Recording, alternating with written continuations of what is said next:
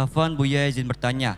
Suami paman kandungnya karena sang paman tidak memiliki keturunan. Bahkan di dalam dokumen akta, kelahiran statusnya ditulis sebagai anak kandung paman. Bagaimanakah hak waris suami saya tersebut, baik dari orang tua kandungnya yang asli maupun dari pamannya yang mengasuhnya menurut pandangan hukum Islam? Terima kasih Buya, mohon penjelasannya. Jazakumullah khairan. Assalamualaikum warahmatullahi wabarakatuh. Seorang anak dipungut oleh pamannya. Pamannya nggak punya anak. Difahamkan dulu. Paman yang baik ingin merawat keponakannya. Bukan anaknya dianggap seperti anaknya. Cuman kesalahannya adalah di saat merubah akte nasabnya disambungkan ke pamannya. Itu yang tidak diperkenankan.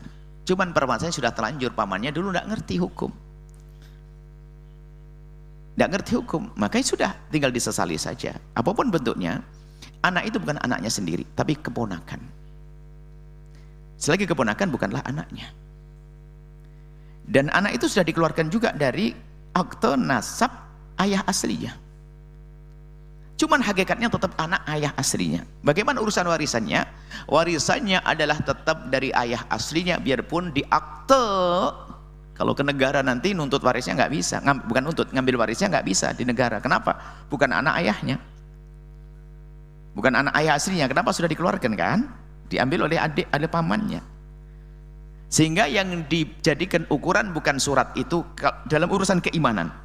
Kalau urusan negara ya tetap saja, biarpun dia itu anak pamannya, cuman kan akte nasabnya ke pamannya, maka dia pewaris pamannya, kan begitu. Karena negara hukum itu sesuai dengan yang tertulis, sesuai dengan tertulis. Tapi Anda yang menyadari bahwasanya anak tersebut, dia harus sadar bahwasanya pamannya bukan ayahnya, maka dia tidak akan mewarisi.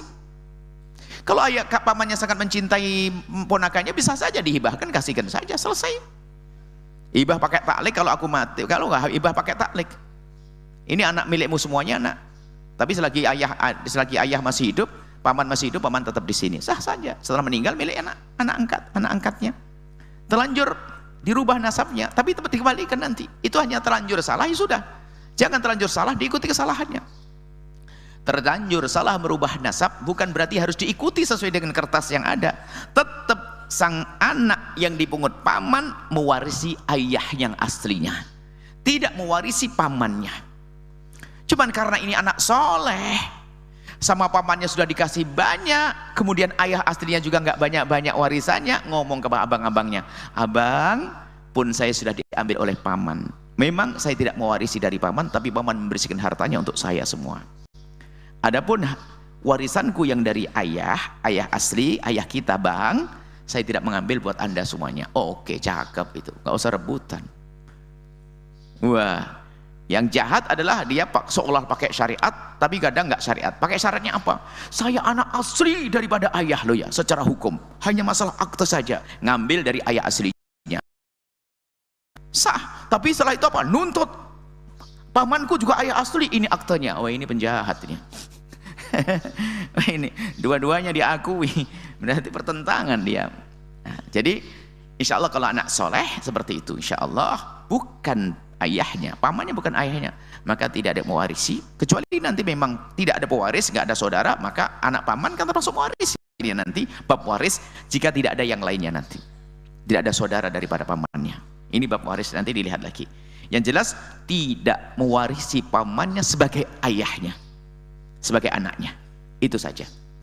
Tapi tetap mewarisi dari ayah aslinya, biarpun di aktenya tidak ada secara agama. Adapun secara hukum negara nggak akan memberi kecuali ya sesuai dengan akte. Tinggal kalau begitu ya tinggal berdamai saja. Selagi itu bukan milikmu jangan diambil, hei hamba Allah. Selagi haram jangan diambil dong. Kenapa ngambil yang haram? Kita pengen selamat di akhirat. Seperti itu, wallahu a'lam bishawab. Setelah Anda menyaksikan video ini, jangan lupa berselawat kepada baginda Nabi Muhammad sallallahu alaihi wa alihi wa sahbihi wasallam.